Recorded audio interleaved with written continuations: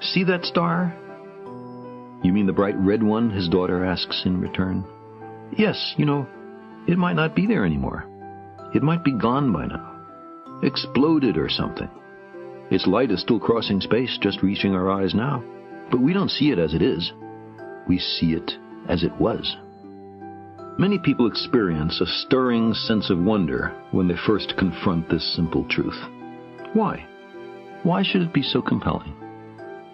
The immense distances to the stars and the galaxies mean that we see everything in space in the past. Some as they were before the Earth came to be. Telescopes are time machines.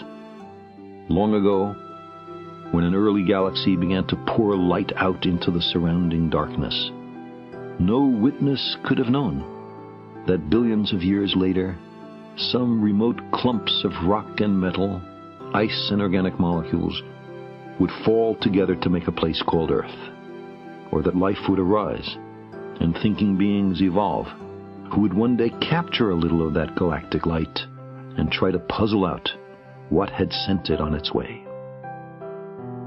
We can recognize here a shortcoming, in some circumstances serious, in our ability to understand the world. Characteristically, willy-nilly, we seem compelled to project our own nature onto nature. Man, in his arrogance, thinks himself a great work, worthy of the interposition of a deity. Darwin wrote telegraphically in his notebook, more humble, and I think truer, to consider him created from animals. We're Johnny-come-latelys. We live in the cosmic boondocks. We emerged from microbes and muck. Apes are our cousins. Our thoughts and feelings are not fully under our own control.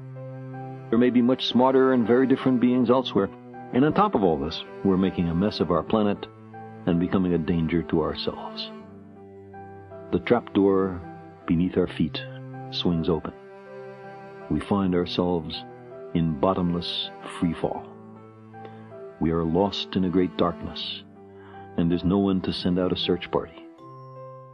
Given so harsh a reality, of course we're tempted to shut our eyes and pretend that we're safe and snug at home, that the fall is only a bad dream.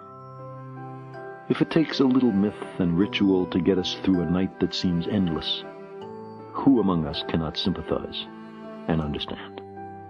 We long to be here for a purpose, even though, despite much self-deception, none is evident.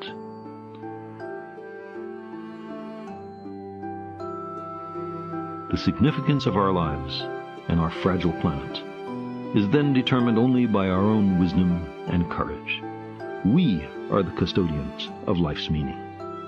We long for a parent to care for us, to forgive us our errors, to save us from our childish mistakes. But knowledge is preferable to ignorance. Better by far to embrace the hard truth than a reassuring fable. Modern science has been a voyage into the unknown, with a lesson in humility waiting at every stop. Our common sense intuitions can be mistaken. Our preferences don't count. We do not live in a privileged reference frame. If we crave some cosmic purpose, then let us find ourselves a worthy goal.